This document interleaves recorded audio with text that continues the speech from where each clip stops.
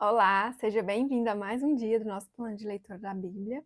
Hoje nós estamos no dia 94 e faremos a leitura dos capítulos 13, 14 e 15 do livro de 2 Samuel. Então vamos lá, capítulo 13. Tamar é violentada por Aminon.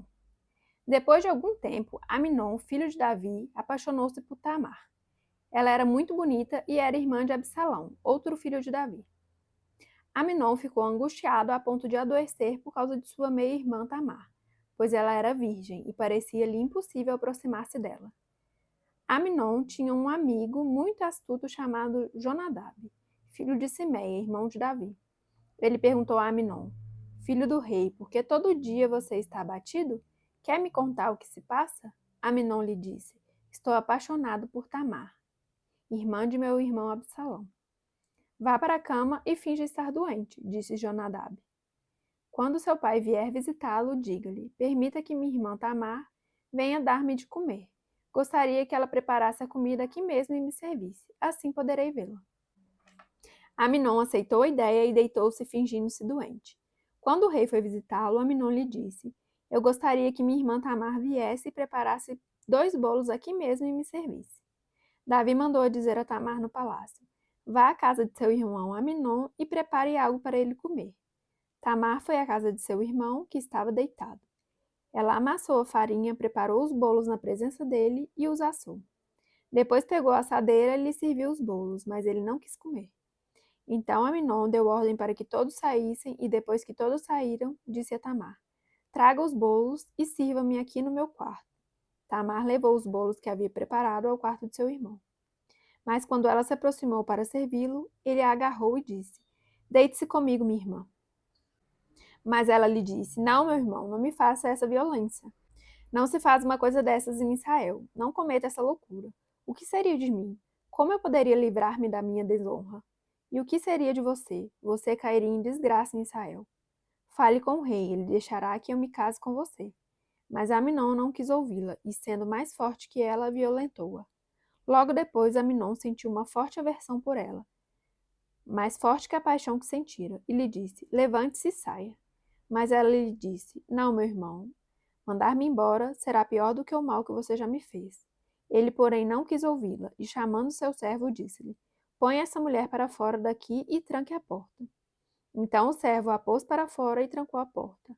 Ela estava vestindo uma túnica longa, pois esse era o tipo de roupa que as filhas virgens do rei usavam desde a puberdade.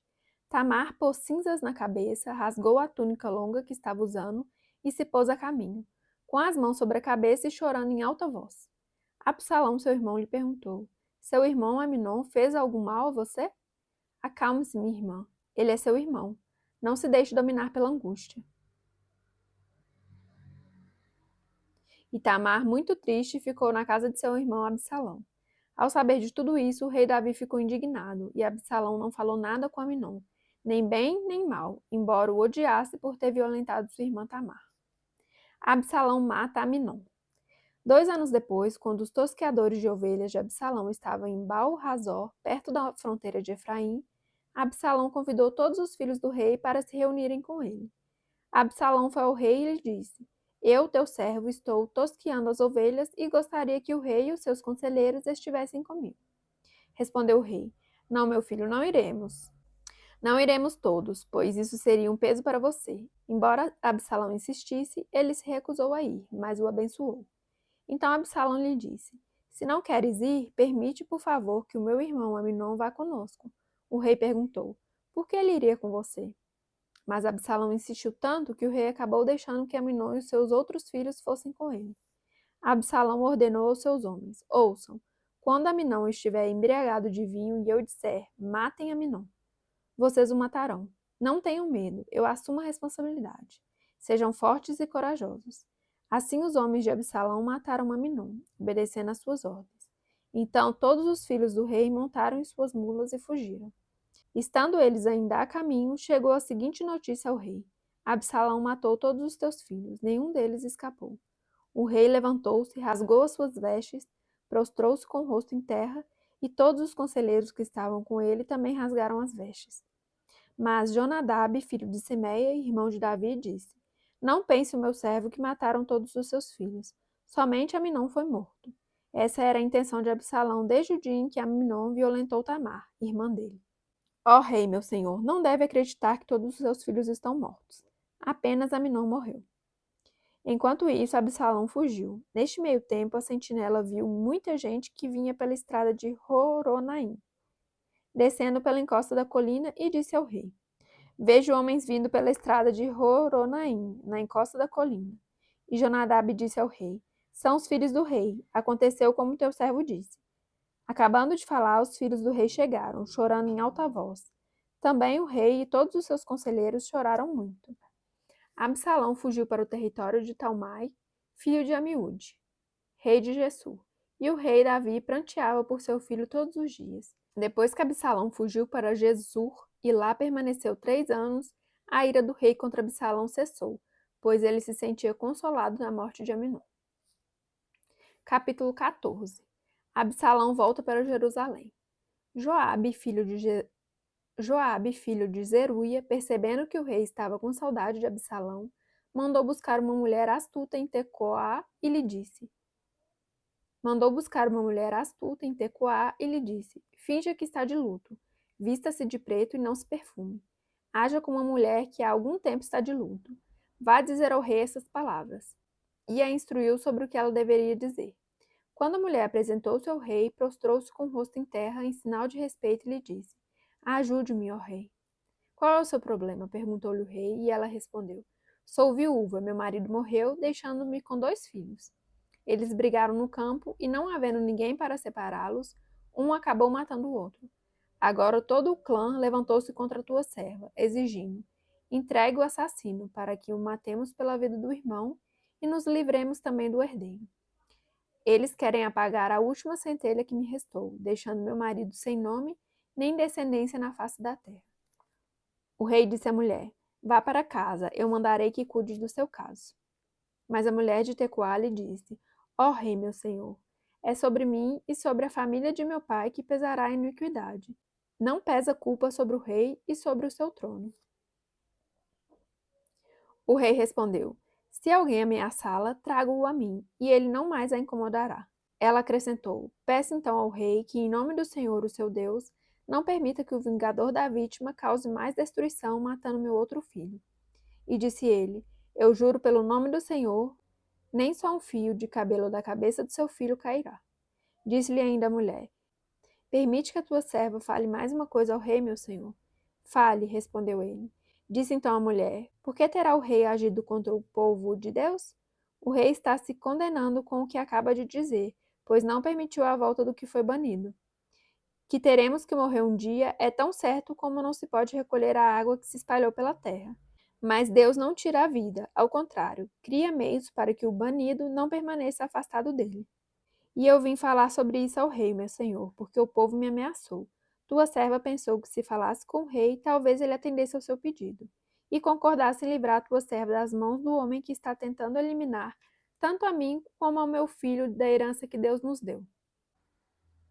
E agora a tua serva diz: Traga-me descanso a decisão do rei, ó meu senhor, pois o rei, meu senhor, é como um anjo de Deus, capaz de discernir entre o bem e o mal. Que o Senhor, o teu Deus, esteja contigo. Então o rei disse à mulher: Não me esconda nada do que vou perguntar. Fale, ó rei, meu senhor, disse a mulher. O rei perguntou: Não é Joabe que está por trás de tudo isso? A mulher respondeu: Juro por tua vida, ó rei, ninguém é capaz de desviar-se para a direita ou para a esquerda do que tu dizes. Sim, foi o teu servo Joabe que me mandou aqui para dizer tudo isso. O teu servo Joabe agiu assim para mudar essa situação. Mas o meu senhor é sábio como um anjo de Deus, e nada lhe escapa de tudo o que acontece no país. Depois o rei disse a Joabe: Muito bem, atenderei a esse pedido. Vá e traga de volta o jovem Absalão. Joabe prostou-se com o rosto em terra, abençoou o rei e disse: Hoje o teu servo ficou sabendo que o vês com bons olhos, pois o rei atendeu ao pedido de teu servo. Então Joabe foi a Gesur e trouxe Absalão de volta para Jerusalém. Mas o rei disse: Ele irá para a casa dele, não virá à minha presença. Assim Absalão foi para sua casa e não compareceu mais à presença do rei. Em todo Israel não havia homem tão elogiado por sua beleza como Absalão. Da cabeça aos pés não havia nele nenhum defeito. Sempre que o cabelo lhe ficava pesado demais, ele o cortava e o pesava. Eram 2,4 kg, segundo o padrão do rei. Ele teve 3 filhos e uma filha, chamada Tamar, que se tornou uma linda mulher. Absalão morou 2 anos em Jerusalém, sem ser recebido pelo rei. Então mandou chamar Joabe para enviá-lo ao rei, mas Joabe não quis ir. Mandou chamá-lo pela segunda vez, mas ele novamente não quis ir. Então Absalão disse aos seus servos: Vejam, a propriedade de Joabe é vizinha da minha, e ele tem uma plantação de cevada. Tratem de incendiá-la. E os servos de Absalão puseram fogo na plantação. Então Joabe foi à casa de Absalão e lhe perguntou: Por que os teus servos puseram fogo na minha propriedade? Absalão respondeu: Mandei chamá-lo para enviá-lo ao rei com a seguinte mensagem: Por que voltei de Jesur? Melhor seria que eu lá permanecesse. Quero ser recebido pelo rei. E se eu for culpado de alguma coisa, que ele mande me matar. Então Joabe foi contar tudo ao rei, que mandou chamar Absalão. Ele entrou e prostrou-se com o rosto em terra perante o rei, e o rei saudou-o com um beijo. Capítulo 15. A conspiração de Absalão. Algum tempo depois, Absalão adquiriu uma carruagem, cavalos e uma escolta de 50 homens. Ele se levantava cedo e ficava junto ao caminho que levava à porta da cidade. Sempre que alguém trazia uma causa para ser decidida pelo rei, Absalão o chamava e perguntava de que cidade vinha. A pessoa respondia que era de uma das tribos de Israel, e Absalão dizia: A sua causa é válida e legítima, mas não há nenhum representante do rei para ouvi-lo. E Absalão acrescentava: Quem me dera ser designado juiz dessa terra? Todos os que tivessem uma causa ou uma questão legal viriam a mim, e eu lhes faria justiça. E sempre que alguém se aproximava dele para prostrar-se em sinal de respeito, Absalão estendia a mão, abraçava-o e beijava-o. Absalão agia assim com todos os israelitas que vinham pedir que o rei lhe fizesse justiça. Assim ele foi conquistando a lealdade dos homens de Israel. Ao final de 4 anos, Absalão disse ao rei: Deixe-me ir a Hebrom para cumprir um voto que fiz ao Senhor. Quando teu servo estava em Jesur, na Síria, fez este voto: Se o Senhor me permitir voltar a Jerusalém, prestarei culto a ele em Hebrom. Vá em paz, disse o rei, e ele foi para Hebrom. Absalão enviou secretamente mensageiros a todas as tribos de Israel, dizendo: Assim que vocês ouvirem o som das trombetas, digam: Absalão é rei em Hebrom. Absalão levou 200 homens de Jerusalém. Eles tinham sido convidados e nada sabiam nem suspeitavam do que estava acontecendo.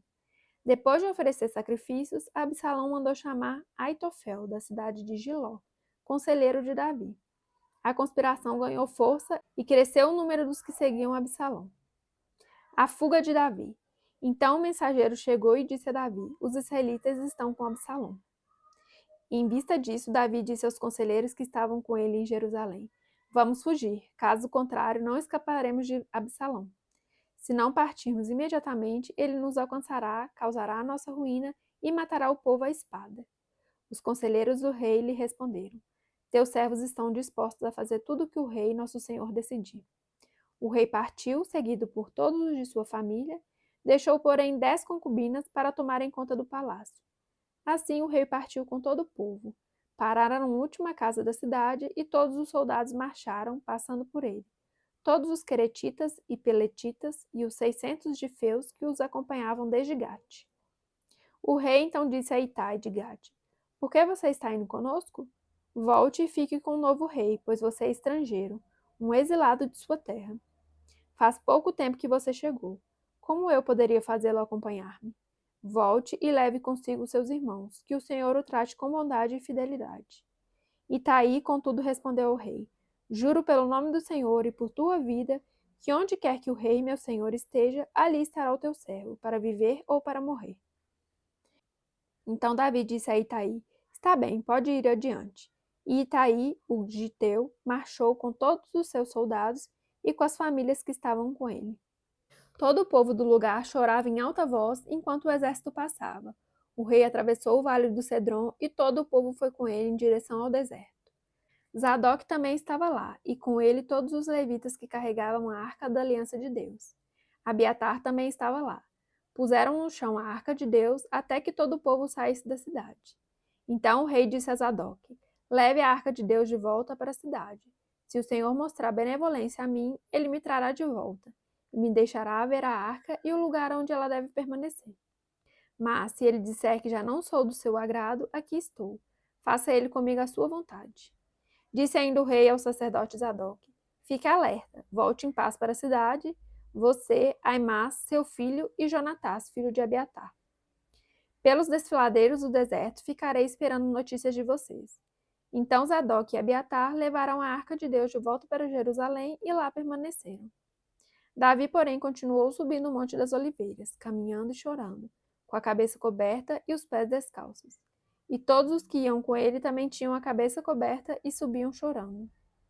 Quando informaram a Davi que Aitofel era um dos conspiradores que apoiava Absalão, Davi orou: Ó Senhor, transforma em loucura os conselheiros de Aitofel.